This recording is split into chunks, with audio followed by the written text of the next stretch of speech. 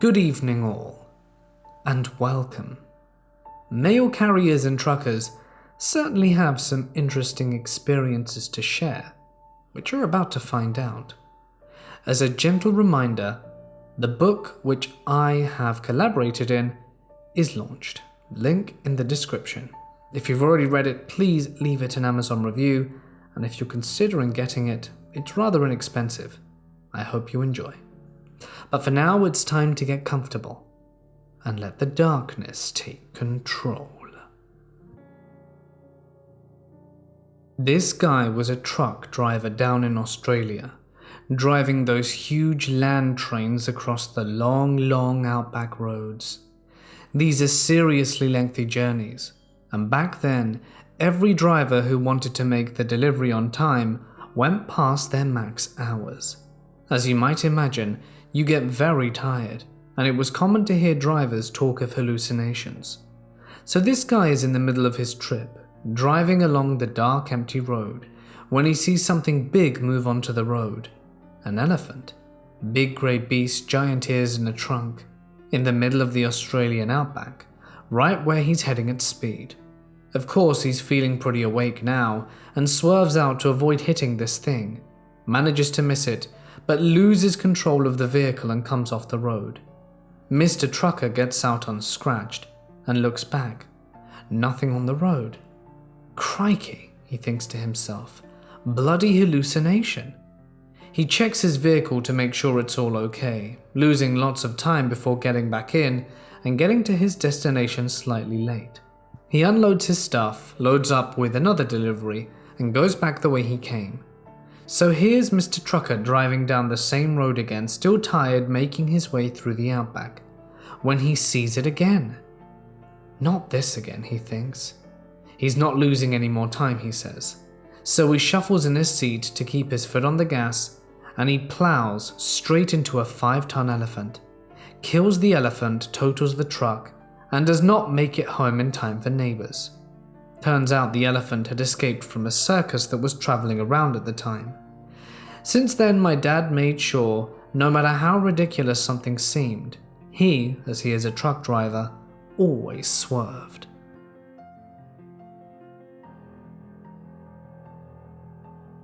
I had went into the gas station with a co-worker to fill up on gas. When I was on my way to walk inside, this woman with long, red and matted hair kept on staring me down. I even said, "Evening, ma'am," as I went inside. As I got in, I turned and looked, and she was still staring. So I went about my business, grabbed a drink, and was fixing up a hot dog, when I see that she is still staring. I turned to my co-worker and told him she was being a creeper. My co-worker just replied she was just admiring my beauty, as smart-ass as anyone ever could be. He then later noticed that she was acting weird towards me, and as we went to leave, I mentioned to the clerk that they had a doozy on their hands. See lot lizards there all the time. And mentioned, yeah, she had ran off with people and had been there for 3 days prior to this one. Anyway, as I went to turn around and leave, she was pressed up against the door, holding them shut and staring at me. I motioned with my hand for her to move, and she took a step back. I blew through the left exit door and sprinted back to the truck. The next night, I hadn't seen her before work and thought she had left, but that night I had a pack of smokes and some gas. I entered and exited and never saw her until I was about to leave. As I put the fueling pump away, I could feel someone had come up behind me, and sure as hell it was her. I just slowly turned as I opened the door, and she tried to force her way into my truck. Luckily, another co-worker was at the pump next to mine and forced her off me, and a police officer was there to help assist and put her out in his squad car. Ever since, I tend to stay away from that place. I'm a big guy. I couldn't move an inch due to sheer fear, and even conceal and carry couldn't move a single inch. In my first year of driving a semi, I was pretty naive to what happens in truck stops and rest areas, to say the least. Not knowing the world around me can have some pretty awful places. That being said, I took a load out to New York City heading to Savannah. With the hours I had left, I planned to stop for my break in Jessup. I arrived while the sun was still up, around 6:30 p.m., and didn't think much of my surroundings, so I went inside to eat. After eating, I went back outside to see literally 60 women wandering around everywhere. I had to guess they must have been between the ages of 18 to 75. I was propositioned at least 15 times on my way back to my truck, and it didn't stop there. All through the night, I had a lot of lot lizards knocking on my truck door. Worst place ever to take a break. I never stopped there any longer. These women all looked like they chose meth as a career in life. Jessup MDTA is a place of sadness and despair. I'm a mail carrier. I know, super interesting, right? Honestly, you'd be surprised at the amount of weird stuff that happens to us. I've had people follow me while I'm delivering and trying to get into my delivery vehicle to steal stuff. I've had a customer vomit on my car after she opened a parcel her husband sent her that was meant to go to his mistress. I have delivered adult toys that fell out of their flimsy packaging, and I have seen people doing it near my more secluded routes, and they didn't stop for me. This is the kind of stuff that typically happens to us contract carriers. For those who don't know, contract carriers are mail carriers who buy a contract for a mail route that is typically in a rural area, from what I understand. The fancy mail jeeps cannot traverse them, so we use our own vehicles to deliver the mail, and we are paid on a monthly basis depending on the type of route, how long the route takes, and the day-to-day stuff, and what the post office deems as fair. Technically, we're self-employed, but we still have to abide by the rules of the post office, and we have to become certified to even touch the mail. But of course, being in the areas that we are in most of the time, that kind of weird stuff I mentioned happens all the time. Those things happened to me when I was a sub, someone who works for a contract holder but does not own the route in any way. I was paid by the person who owns the route out of their own pocket. Now, however, I am the somewhat disgruntled owner of a 10-year route contract for the first time. I've owned the contract for about 7 months. It's a pretty easy gig. The route itself only takes about 2.5 hours to case, sort the mail for delivery, and another good 3 to 4 hours to deliver on a good day, 5 to 6 on super heavy days. I'm not looking forward to how the holidays fare on this route. Thing is, before I got the contract, I had no idea what I was bidding on. The way someone gets a contract is that they bid for it. The person bidding will give a month's salary amount that they feel would be fairish for the route in question. The post office and bid holders then decide which amount is the most accurate, in their oh-so-wise opinion, for the route, and they give it to whoever has that amount. I was lucky enough to get it, so I get a pretty damn good pay that I technically chose for myself. All I know of the routes was that it went down into the valley. I live in a very small desert city with some very wide outlying mini communities. These outlying areas are where the majority of our office contract routes deliver to.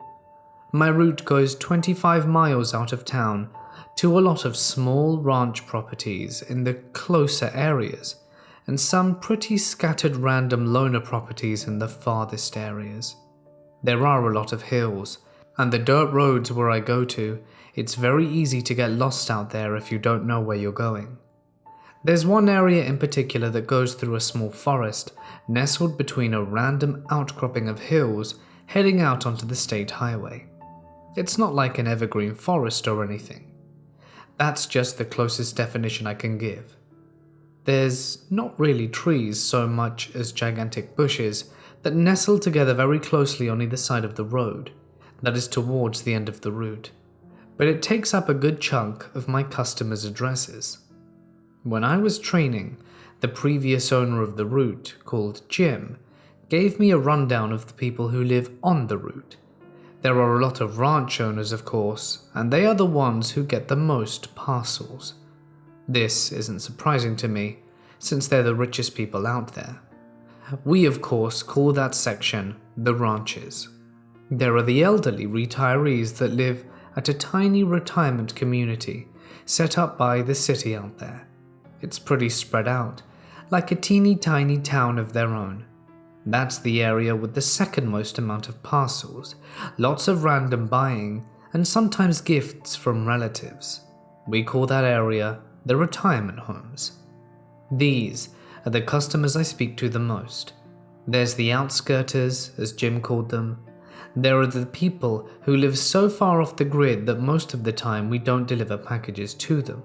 As a general rule, we are not allowed to deliver boxes to our house if it is more than 3 miles away from the mailbox. Most of them live about 5 or 6 miles from the boxes, and their boxes are in a long line, or clusters as we call them, on the side of the road. As a courtesy to these customers, I ask them to give me their phone number so I can call them if they have a parcel and they can meet me at the box. Most of them don't mind, and I'm grateful for them, because a lot of these roads are treacherous. I once tried to be nice and deliver a box to one of them, and got stuck, unable to move my car for almost 4 hours as I lost service. Eventually they found me, and that's when they gave me their number at last. They don't get many boxes though in that part of the route. And then is what Jim called the ghost town. It's not really a town per se, but more of the secluded homes like the previous area. But these guys are closer to the road, and they're the ones who live in the forest I mentioned before. He called it the ghost town for good reason. These people are either never home, as most of them are snowbirds, or the ones who are very creepy. There are a few homes out there that are usually vacant, that have a lot going on.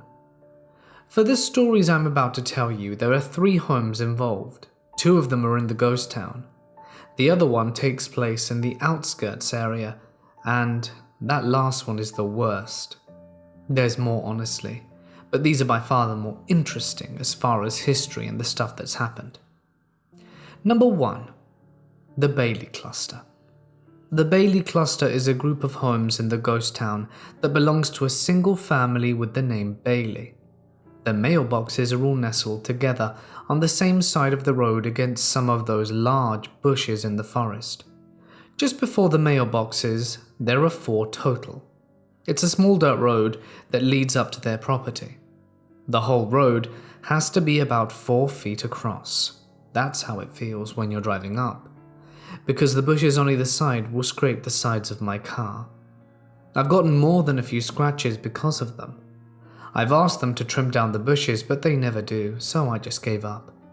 When you get to the property, you're met with a large 6-foot-tall rusted iron gate with the name Bailey fashioned out of bent horseshoes and pipes welded to the top. As a general rule, if the gate is shut, we are never encouraged to try and open it to drive in. We aren't really supposed to walk in if it's shut either, unless the customer has told us it's okay. For the Baileys, I get out and walk their parcels through the gate and up to the first house, which isn't far from the gate.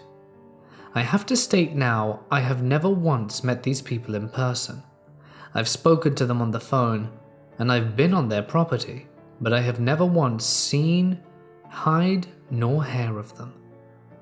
There are a total of 10 people at the address, and their mail is split up, as if their homes are in like a trailer park.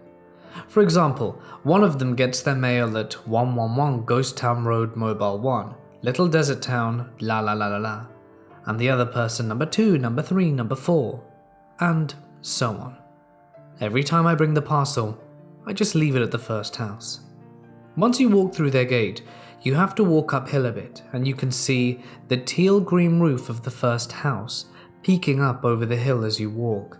And when you get closer, it becomes apparent why the place is so unsettling. Clowns. These people love clowns. There are clown statues, paintings, mobiles, wind chimes. You name it, it has a clown on it. They even have clown dolls scattered around the place. None of them look nice. They're all threadbare and worn out for sitting in the hot desert sun all day. I'm pretty sure animals have made homes in some of them. There are a few that are big enough to house a small family of squirrels. Now, I know that this isn't bizarre yet, and I'm getting there, I promise, but you have to admit that this is more than a little odd. The first house is a simple single-wide mobile with a bright teal-green painted roof. The windows all have clown decals in them, little clown faces that look like they're straight out of a vintage coloring book, hand-colored and everything. At one end of the place is the porch, not too big, and it juts out about 6 or 7 feet. There are small awnings, with dozens of clowns, wind chimes, and sun catchers hanging from it, almost making a curtain out of them, so they're clustered together. On the porch is a rocking chair. This thing is painted like a clown. The curved rockers are painted red. The legs that attach them to the chair are yellow with red polka dots. Their seat and arms are white, and the back is white, with 3 big red dots painted on it like puffballs on a clown shirt. The top part of the back has a clown face on it. Put it all together, and it's a nightmare. This chair is where I'm asked to leave the parcels, and I do, but I'll never forget the first time I left them there. There were 4 boxes for them, number 1 and the rest for number 3. I called ahead of time to let them know I'd take them there and I'd be there in about 3 hours, since they're towards the end of the route. It takes longer to get to them, and I'm always told by who I assume is their matriarch to leave them on that chair. I'd never been up to their property at this point. I'd been delivering about a month, but only ever had mail and small parcels that fit in the box for them. So when I went up there for the first time, seeing their little clown cluster was a bit nerve-wracking to say the least, as I am terrified of clowns and have been since I was a child. But that's a story for another time. I crept up to that first house and peered around the place. It was so isolated and odd. I felt like every single clown around me was watching me. I placed the boxes on the chairs in a neat little pile and settled on the chairs to stop it from rocking so the boxes wouldn't fall off. Once it was still, I turned and hastily tried to leave. It was the creaking that stopped me. I froze and listened, knowing full well what it was. I turned, and sure as hell that chair was rocking, and not just a little, but enough to knock one of the boxes on the porch. It was like someone had deliberately pulled it all the way back and thrust it forwards to the rocks as violently as possible. I didn't hesitate. I just ran and noped the hell out of there. I'm not staying after that. Another time I had a parcel for them, and I almost wrote it up out of protest, but I called again and was asked to leave it on the chair. This is the time I noticed that it felt like no one was there. I'd been there a dozen times by that point, and I remember standing on the top of the hill by the gate just peering around me like, where is everyone? According to their mail, there are at least a few children that live there, and when I was there that day it was the middle of summer. Why weren't the kids home playing outside? Why didn't I ever see anyone? The second and third house are a bit far away from the first house. It'd be about a 5-minute walk I think to get to them, but you can see them pretty well. Curtains always open, but I never see anyone inside. The fourth house is the furthest away at the top hill. They have built a big picture window facing the gate. It too always has the curtains open, but I've never seen anyone there. Weirdest of all, their vehicles are always there. They never move. They are 2 old trucks, an SUV relatively newish, and an old station wagon. The wagon looks run down, but the others look like they're taken care of and always clean. This other time I had a parcel and noticed no one was ever around. I got curious and phoned the woman. I always do when bringing parcels. I figured I'd just tell her I was making sure someone will be back soon to get the parcel, as there is a lot of theft out there. There usually is on more secluded routes. You'd be surprised how much more common it is out there than in the city. I heard a phone ringing in the house beside me. If I'm on the porch, I can peek into the window just behind the evil rocking chair. It was close, the phone that was ringing, and I wanted to see someone pick it up. I squeezed myself behind the chair and looked in. I'd never looked inside before. More clowns, of course, and some clown-themed throws on the couch, and pillows too.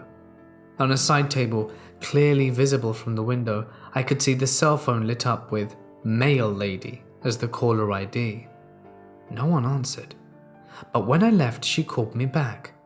She'd gone about 5 minutes when she did. I just told her I wanted to be sure someone was home, and she said, "Someone is always here." According to Jim, he never saw anyone there either. The third and final most interesting thing to ever happen at the Bailey cluster was just last month. I got a very large box for them, one I needed a dolly for. I called before I even left the post office to let them know, and the lady I always spoke to told me she would have her oldest son help me. I thought, finally, I get to meet one of them. This ought to be good, right? I get there, it's my last package, and then I was free to breeze through the final 50 or so boxes I have after them. I have a total of 670 boxes on my route. I go to the back, pull out the dolly, slide the box out onto it, and start dragging it up the gate. I look around. No one met me, of course. The lady told me he'd be waiting for me on the porch of the first house, and when he saw me, he'd come down to help. You can see the gate from the porch pretty well, but I could never really see my car from it, so I honked just in case he couldn't see me either. No one came down. I waited for about 5 minutes before saying, "Screw it, I'm taking it up." I struggled up the hill with it. I didn't know what was in the box, but I'm pretty sure it weighed about 75 pounds. The post office have a 70-pound weight limit that a lot of companies try to stretch to 75 or 80. Usually they'd go to UPS, but sometimes they'd slip through the cracks and come by us. I get to the first house, and of course no one's there. I look around, and as usual I'm all alone with a bunch of clown dolls gaping at me. I wiggle the box up the chairs on the dolly and lean it against the railing next to the rocking chair. It's way too big to sit it on, and I head down to my car. That's when I hear a "thank you" from behind me. It's a man's voice. I quickly run back up the hill, and not only is there no one there, but the box is gone from the porch. This was in the span of 10 seconds. I wasn't even down the hill all the way. It doesn't take that long to walk back down. I look in the window, and everywhere, not seeing a soul. I hate going to the Bailey cluster, and I end up going there a lot.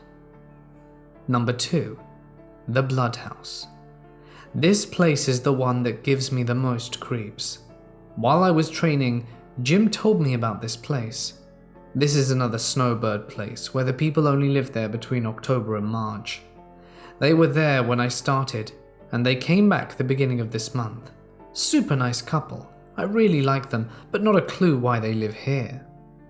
Jim told me that back in the early 90s when he first started working at the post office, the guy who used to do the routes before him told him the story.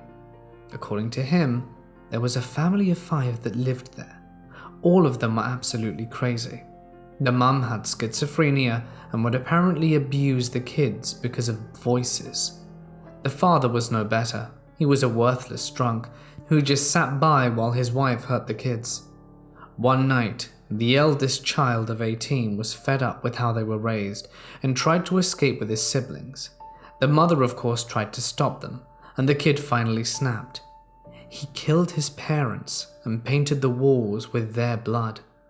The incident changed him, and while his siblings escaped, he stayed in the house with his parents' corpses until he ended up cutting his own throat and tried painting the floor in his blood before succumbing to his blood loss and perishing himself. They weren't found for months. The place was cleared out and torn down and rebuilt, and the guy who built the new house was compelled to paint the house red. It's not obnoxious red, but it's too red, if that makes sense. There's no long driveway up to this place. It sits right on the end of the road at the end of the ghost town. The end is literally a dead-end road, and they're right there at the tail end of where the sign tells you to turn around. The current owners, let's just call them Mr. and Mrs. Nice because they're nice and I'm not that creative, have told me countless horror stories about living there. Sometimes I think that they get some sort of sick thrill out of it. When they're not there, I forward everything, but I always have to pass their house to get to the turnaround spot, and their neighbors always have mail, so I have to go by there no matter what. I've seen some really weird stuff there, but every time I pass the blood house, I just get this awful feeling of dread. Whenever I did deliver packages to them, I'd step out of the car and just stand at the edge of the driveway. It feels like standing at the precipice of a cliff. It feels like stepping onto their property. It's like jumping to my doom. It's terribly unsettling. I honestly don't know how they stay there for as long as they do. I mean, they leave for 6 months out the year, so I guess for them it might not be too bad. But if I feel that way just delivering packages once in a while, I don't know. It just doesn't make sense to me. Mrs. Nice told me to always watch the 3rd row window from the left, because that's where the son went mad, and where he likes to sit. She calls him Tommy, despite the fact it's not his real name, but she feels like it suits him. She talks about him like he's her own son. I think she pities him. She believes that his soul is trapped because of all the terrible things he did. When she first told me, my reaction was, no thanks. But one day the temptation got the best of me, and I looked. When you're at their mailbox, you can see into all their windows. The house is long, 1-story place with 6 windows, 3 on either side of the small front door. Of course, the house is red with the trim and the door all white. The window in question is the one that sits right next to the front door on the left. So I looked in and couldn't believe my eyes. I didn't see a full-bodied apparition or anything like that, but I definitely saw a face, and it looked so anguished, like the happy and sad mask you see for drama and theatre. It looked like the sad mask, just pinned. I blinked, and the face was suddenly gone, and the curtain, which had been open, was closed. On another occasion, I walked up to the house to put a package by the door. The nice couple weren't home that day. Their truck was gone, so I decided to put the package around the back and leave a note in their box to let them know, since I didn't have a number for them at the time. When I walked around the back, I put the package over the small fence into the backyard. Once I did, I turned and felt myself run into someone, but there wasn't anything in front of me. Nothing but air. But I swear I felt someone was in front of me. I didn't want to move forward. It was like an invisible wall had erected before me, and while I couldn't see it, I knew that if I went any further, I'd get hurt. I just felt oppressive and strange. I actually backed up into the house and slid along the wall all the way to the front, and whatever invisible force was there, I felt like it followed me. I actually began to weep, because I felt like there was a person just pressing up against me as I moved, like they were trying to force me back. Once I hit the edge of the house, I ran. I ran to the car and sped away, crying most of the way back, because it was so terrifying. When I told Mrs. Nice about it next time I saw her, she said Tommy likes to do that. He tries to intimidate people, and he does it to Mr. Nice all the time apparently. Around the 3rd week after the Nices left for their summer home, I passed the house and swore I saw someone standing at the mailbox. But it wasn't solid. It was like a blurred outline of a person, and when I got closer, as I passed, the head seemed to turn with me as I drove, watching me. I do not like passing the house. I'm glad they're back for the winter. It makes me feel a bit more at ease to know they're there. But I still don't like the idea of delivering packages to them, as I don't want to be anywhere near Tommy. And of course I have saved the worst house for last. The Hills Have Eyes house. I hate this house. This is the one that isn't in the ghost town. This is in the section before it, the outskirters. These are the homes that are so scattered we usually won't bring parcels to them because they're so far away. But this house gets an exception because it's less than a mile from the cluster of boxes they get their mail at. These people are never home. Jim told me that apparently they're very rude and hostile. He instructed me to just go to their gate, and if they have a parcel, always bring the mail with it, or they will call and complain. Leave the parcel in the basket that hangs in their fence with their mail in a rubber band, and leave. He said to never linger there. He told me that if I did, they got hostile. I do as I'm told, but thankfully they've almost never been home. But something is. I know that sounds cheesy, but it's true. I don't know the history of the place itself, just that these people are apparently the world's biggest pricks. 2 men live there, brothers from what Jim told me. They run a small chicken farm and bring their eggs to the feed store in town to sell all the time. It's not uncommon to see their chickens roaming around the roads leading up to the house. The road itself is barely a road. It's more like a bumpy little walking trail, but it's the only way to get there. And I know I've said already, but God, I hate going there.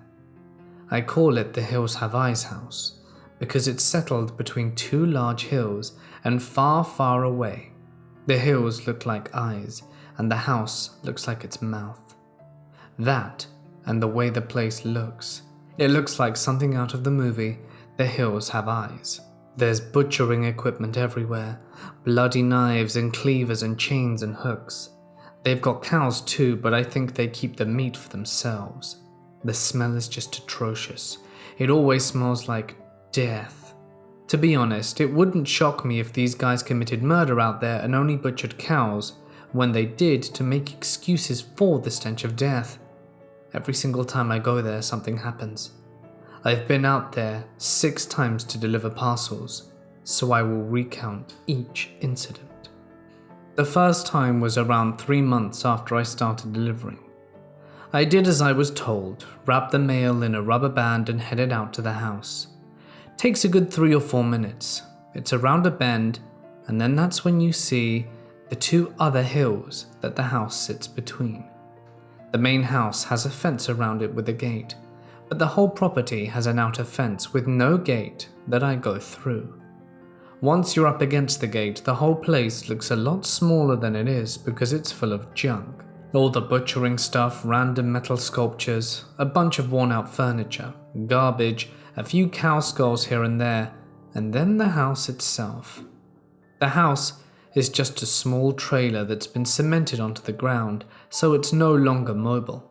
A makeshift ramp/porch that sits against the door and leads to the gate.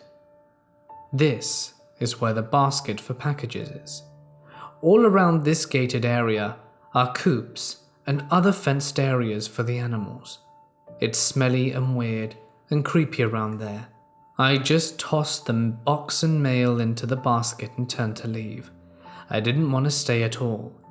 When I got to my car, I looked in my rearview mirror and saw a man standing behind my car. But when I poked my head out to ask him to move, there was no one there. Of course, I didn't want to stay another second. The second incident was closer to the evening. It was another super heavy day and I did not want to go out there. As I was approaching, I saw someone standing at the window of the house. I assumed it was one of them trying to see who was coming. I have car magnets on my car that all say USPS on them, so people know who I am, and I figured he'd seen them and be more at ease knowing a package was coming and not some random weirdo. But as I approached, the figure in the window distorted and eventually vanished entirely. I did not want to get out of the car. I just wanted to stay there and toss the parcel and mail out the window. After working up the courage, I sped from the car to the basket, and as I went to leave, I was getting right to my car when I heard this loud, raucous laughter. It sounded like it was right next to my car, like someone was standing beside me. I prayed I wouldn't have to return in a while. 2 months later, I had to go back with 4 big boxes for them. This time it was a pretty light day. I was breezing through delivering packages very quickly, so I was happy about that.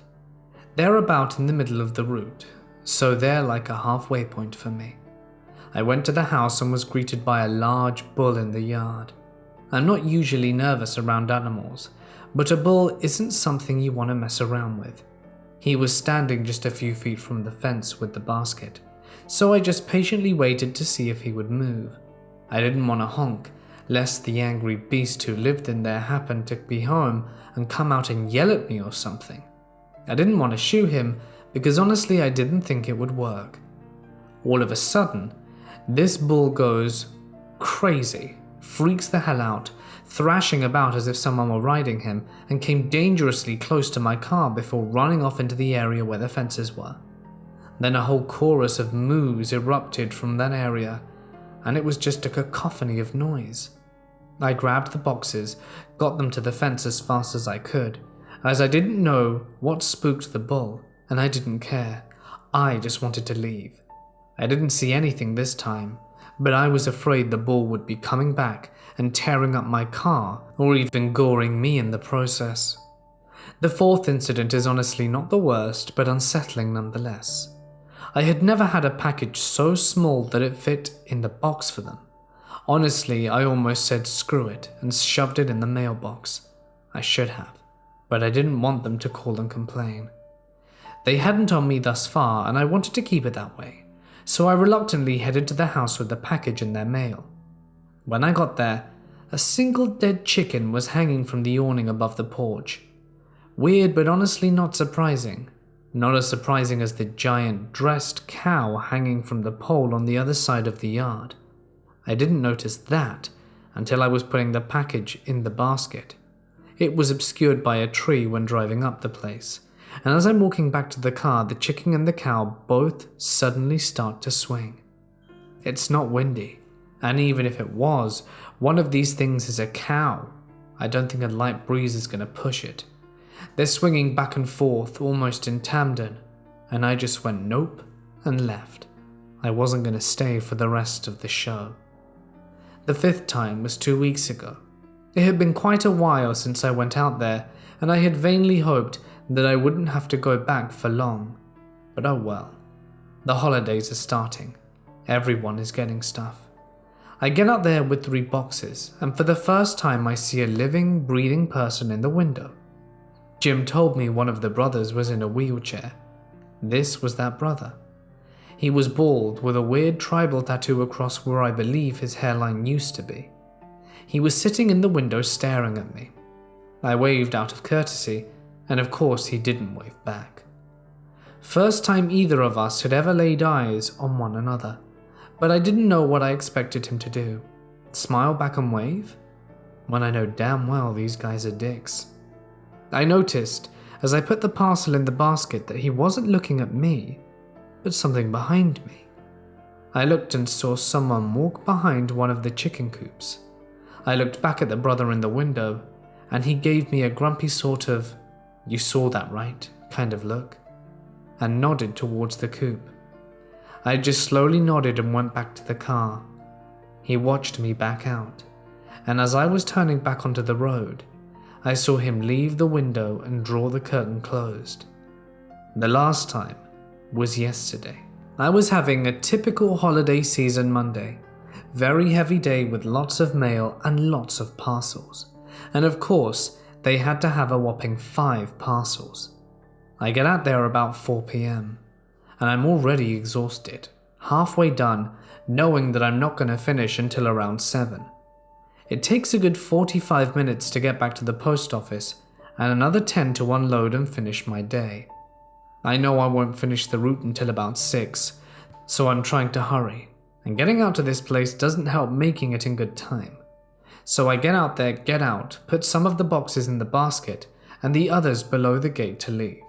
Suddenly, I feel a hard tug on my shirt that pulls me backwards, and I fall on my ass in the dirt. I hit my head on the edge of the trailer and swear to myself before getting up. I thought maybe I had my shirt caught on something, but as I get further away I feel another hard tug and fall back again. This time I know I didn't catch on anything, because I was about 2 feet from the fence on my left and there was nothing on my right and nothing directly behind me. I scramble up and try to run as I pull hard, and I feel another tug and I hear that god-awful laugh again. I didn't look back.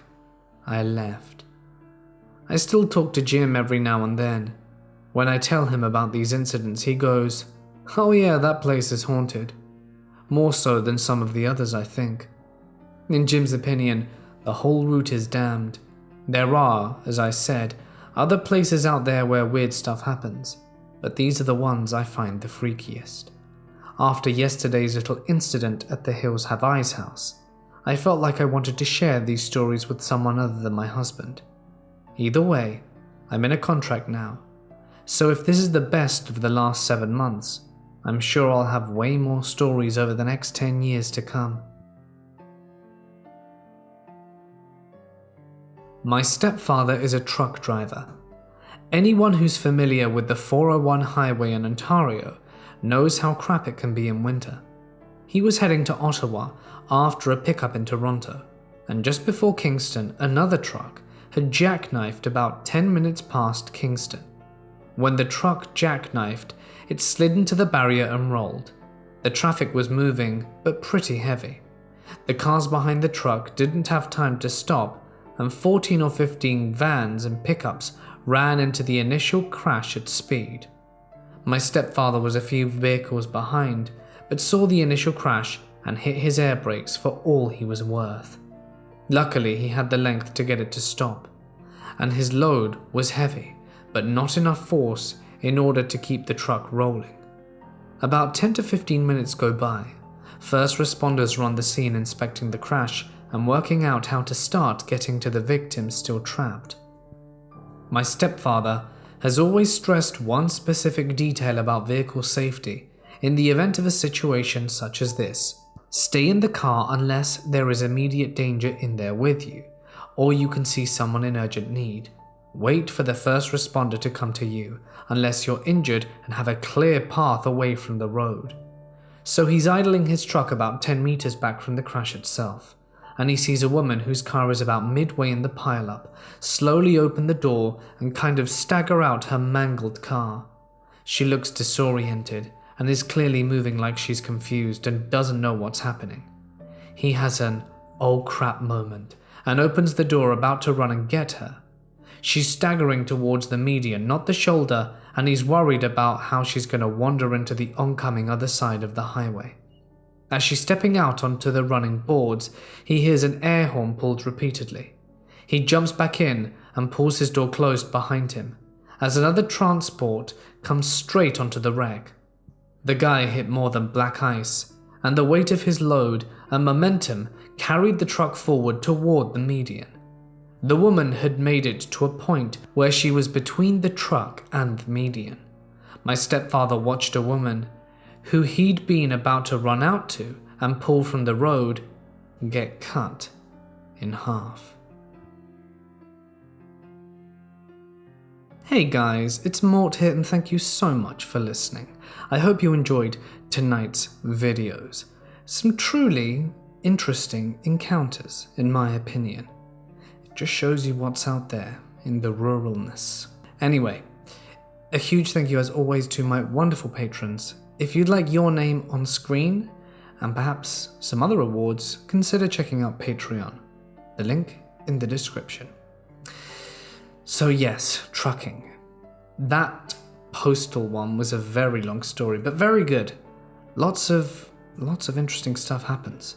I'd love to do a Postal video just post-encounter workers, but I think I've used up my my golden ticket, so to speak, as that story would have definitely made the video really good, as it was very long. But they're very few and far between. Maybe one day. In any case, there should be more trucker stories next month if I can find a handful more. I've got a few, I just need a few more longer ones to make a whole video. So if you guys have any trucker stories, or any stories really, feel free to send them to me. But please just paragraph and punctuate properly, as that will determine whether the story is used or not. In any case, it's time for me to sign off. Stay awesome, and I'll see you in the next one.